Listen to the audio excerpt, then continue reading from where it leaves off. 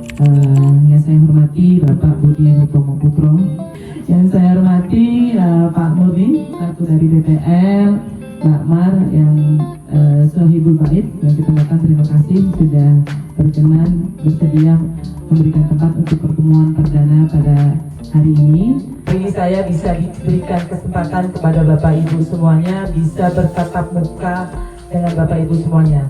Saya ke tempat Mbak Amar ini 2 tahun yang lalu. Ya, alhamdulillah mudah-mudahan melimpah padanya. Bapak Ibu bingung menjualnya, nanti kita yang akan kita bantu. Kalau Bapak Ibu bisa menjual dengan bagus, ya kita terbuka semuanya. Ya. Artinya di sini akan ada keterbukaan. Kita gotong royong, kita kompak, tidak boleh ada yang main sendiri-sendiri. Nanti kita bentuk koperasi misalnya. Koperasi siapa yang mau jadi pengurus dari Bapak Ibu? Monggo. Koperasi ketika membeli cari harga berapa? Monggo, kita terbuka semuanya. Di pasar harga berapa, di koperasi harga berapa. Ketika sudah diolah, misalnya sudah dikeringkan, di pasar harga berapa, di koperasi harga berapa. Kita semuanya terbuka. Ketika Bapak Ibu jual ke koperasi, yang menjadi anggota koperasi akan mendapatkan keuntungan dari usaha koperasi itu. Nah ini salah satu contoh nanti akan kita arahnya sampai kemana sih Bu ini programnya nih?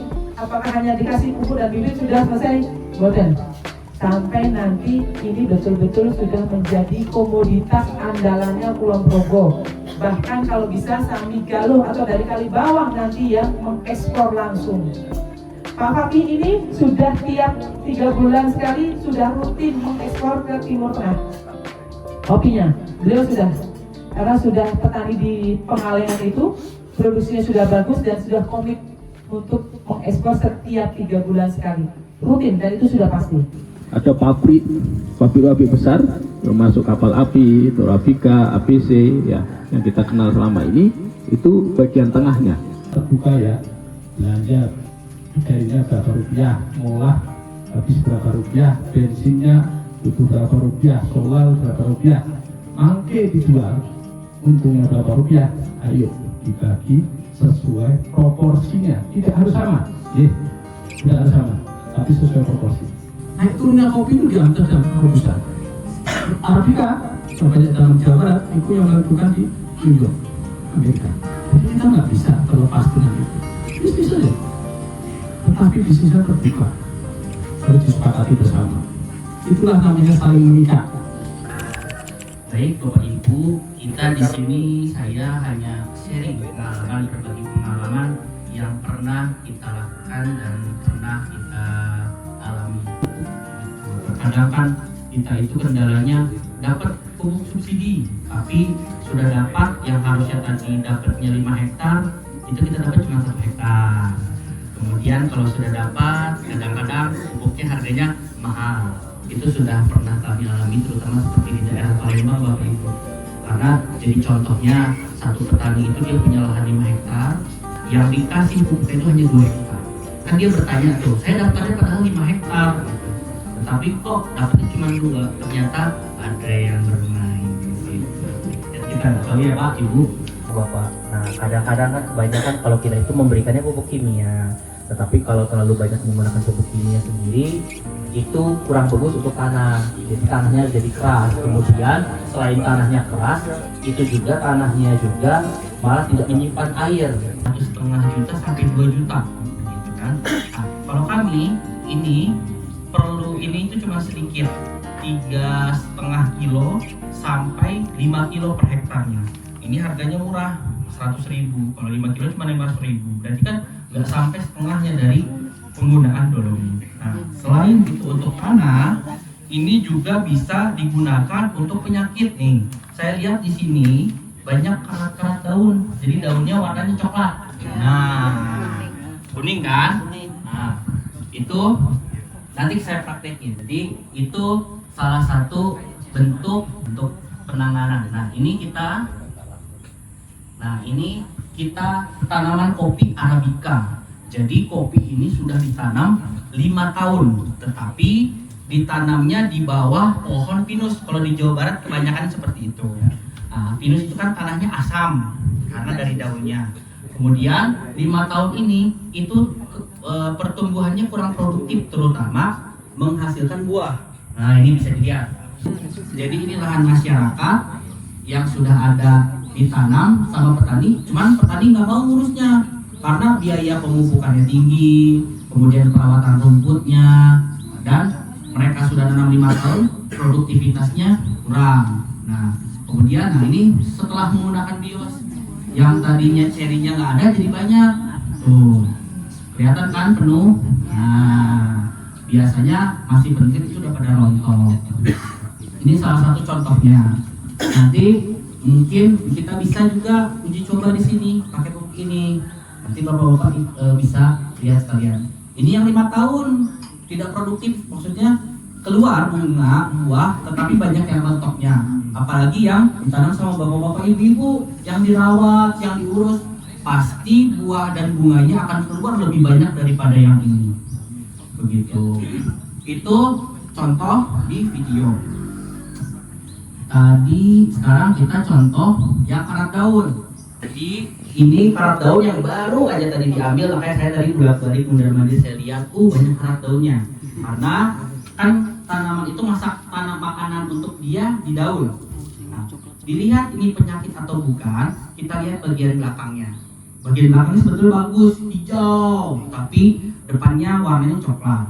Ini itu merupakan salah satu jamur, bapak-bapak ya. Tapi kalau kita kasih tisu, ya, kita elap, nggak hilang pak, nggak hilang. Nih, ini saya udah tekan, ya, ini tidak hilang. Nah, kemudian kita ada ini produknya PHNet. Ini contoh saja ya. Ini saya coba sedikit aja ya. Ini kita ambil sejumput aja, nah, ya. Nah, ini ada contohnya, ya Pak. Hilang kan? Ada yang mau coba? Boleh. Ke depan.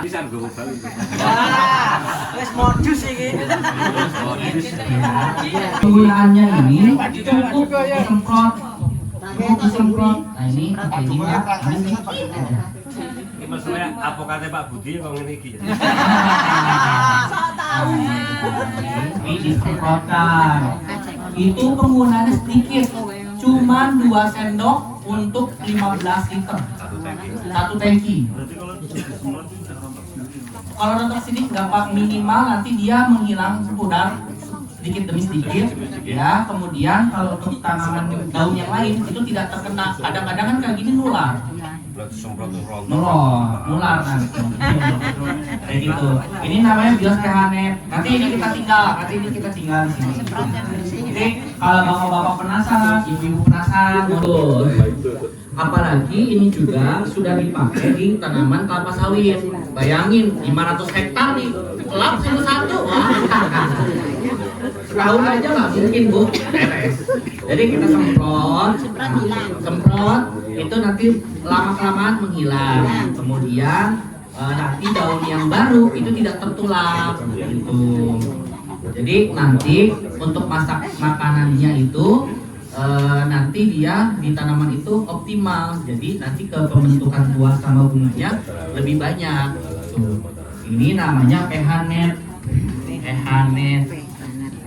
Harganya murah. Kalau paling mahal itu 100.000. Tapi penggunaannya sedikit bu. Jadi 100.000 atau 75.000 1 kilo. Karena kita pakainya sedikit kok. Nah, itu tadi kenapa saya berbarengan dengan materi yang sebelumnya. Karena kalau untuk ekspor kita kan untuk produksi kita nggak boleh naik turun bapak ibu. Harus minimal sama, lebih bagus lagi, lebih banyak. Karena kalau yang namanya ekspor itu kita produksinya harus, ya udah kita kasih aja satu liter ini untuk satu pohon. Tapi ada tapinya, ngasihnya 6 bulan 1 kali. Jadi nggak usah ngasih lagi, cukup 6 bulan. Nanti tahun depan baru ngasih lagi. 1000 liter lebih murah lagi. Karena kita menyarankan yang namanya petani kan, misalkan ini 1000 liter saya satu orang kebanyakan. Ya udah satu kelompok. Nah, misalkan Bapak 10 liter. Salam sejahtera untuk kita semua. Yang terhormat Ibu Rini beserta tim dari Jakarta. Yang terhormat Bapak Budi Utomo Putro selaku Dewan dari Kabupaten Ponorogo. Ini Pak, sekarang kan di medsos itu untuk Pak Ahli, untuk komoditas. Sekarang kan di medsos itu sangat marak cara okulasi. Dan di sini kan sudah banyak batang-batang tua. Dan kalau kita lihat di medsos itu hasilnya luar biasa okulasi itu. Dan apakah itu nanti jenengan sarankan atau lebih baik diperbarui atau diremajakan atau gimana? Hasil produksinya itu nanti gimana? Kalau yang di atas, kalau untuk Robusta itu sayang menurut saya, sebab harga jualnya kan beda dengan Arabica. Nanti bagaimana apa ya kerjasamanya atau apapunnya nanti di bidang komoditas. Sebab kalau Robusta itu kayaknya sekarang anak muda itu kreatif, cabut saya sendiri praktek, cabut batang tua langsung kita okulasi, sambung langsung ditanam hidup dan bagus. Mungkin seperti itu aja yang saya tanyakan. Terima kasih. 10 kelompok misal bagian tengah itu, sehingga aksesnya semua enak ya. Nah, praktek-praktek seperti okulasi, sambung, segala macam itu kita mulai dari situ. Seperti yang Pulau tadi sampaikan di awal, kami melakukannya itu justru mengumpulkan dari yang sudah berhasil di kelompok-kelompok. Ini nuwun sewu wonten Bapak PPL. Kelemahan petani saat ini itu tidak punya bibit sendiri. Di sisi yang lain, wonten undang-undang pun, wonten regulasinya tidak boleh menjual belikan bibit yang tidak bersertifikat. Ya. Kita sepakati tidak ada jual beli bibit, tetapi kita boleh saling tukar menukar bibit yang memang berhasil di wilayah-wilayah.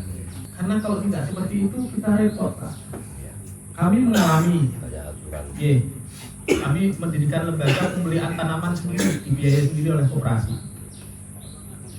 Kalau di Cikuray, di Garut, itu wilayahnya adalah ketinggiannya 1.300 ke atas. Kemudian kita bawa ke Burangrang yang di bawah DPL itu belum tentu cocok. Padahal sama-sama Jawa Tengah. Nah, di sini juga akan kita sepakati nih. Mungkin kelompok yang di Banjaroyo misalnya sudah ketemu nih, ada kebun yang memang hasilnya di atas 3 kg per pohon. Nanti kalau tanggal-tanggal dengan Pak Widodo. Nah, sehingga nanti kita sepakati, maka kita sama-sama nih. Kalau memang nanti kita sepakat membentuk kelompok bareng-bareng ini, membuat gotong royong yang bersama-sama dikawal oleh Bu Rini dan Pak Budi, kita mulai dari mengumpulkan bibit kopi yang memang berhasil di masing-masing kelompok. Kita data lagi. Produksinya saya tahan terhadap hama dan penyakit, ditambah meleh, makin ditambah itu pupuk, semoga cocok. Nanti kita koleksi. Nah, ternyata digeser kelompok yang lain berhasil, geser kelompok yang lain berhasil, berarti bisa ke kawasan Menores semuanya berhasil. Nah, boleh nggak kita ngambil bibit-bibit yang ada di Jawa Timur atau di Lampung atau di Temanggung, nggak usah jauh-jauh, Temanggung lah, boleh saja. Karena biasanya yang di wilayah di sini itu biasanya kalau saya lihat sekilas biji kecil, ya. Ini sami dengan Robusta di tempat kami. Namanya kopi Robusta Huni. Niku bijinya kecil-kecil, alit-alit. Tapi padat. Padat gitu. Sami nih. Berbeda dengan kalau yang Temanggung itu ageng-ageng. Niku sami seperti pagar alam, Sumatera Selatan. Kayak nanti kita cukupi, kita buat kebunnya, kebun contoh, gemplot. Nanti di situ semua petani bisa belajar dari situ. Memberikan satu fasilitasi untuk pertemuan khususnya petani kopi di Menores. Ini untuk banyak hal yang perlu kami mintakan klarifikasi nanti. Satu, jadi kita nanti mestinya akan melihat kondisi lapangan. Di lapangan itu satu, mungkin ada yang tadi disampaikan Mas Topo untuk perbaikan tanaman yang mungkin sudah manual atau sudah lansia. Tetapi sisi lain mungkin juga ada petani yang di sini mau nanam baru. Ibu? Ya. ini Ibu punya produk kecap Bu, bisa dijelasin produknya? Ini bahannya dari gula, bahan bakunya gula Jawa atau gula merah, kemudian bengok. Bengok itu dari sebangsa koro-koroan. Nah ini kita bikin sama prosesnya seperti mau buat tempe. Jadi ketika siap dibuat tempe bengok, ya siap juga dibikin kecap. Atau tempe bengok yang sudah jadi juga bisa kita jadikan bahan baku menjadi kecap. Gitu. Oke, ini kalau kita mau beli bisa di mana Bu? Kebetulan kita susah pengirimannya ya, jadi kurirnya belum ada yang bersedia. Jadi lebih ke langsung ke Kulon Progo atau ke sini langsung. Oh gitu. Nah, tapi kalau via kirim yang tidak lama mungkin boleh juga. Oke. Yang tempatnya tidak terlalu jauh. Oke, terima kasih Bu. Sama-sama.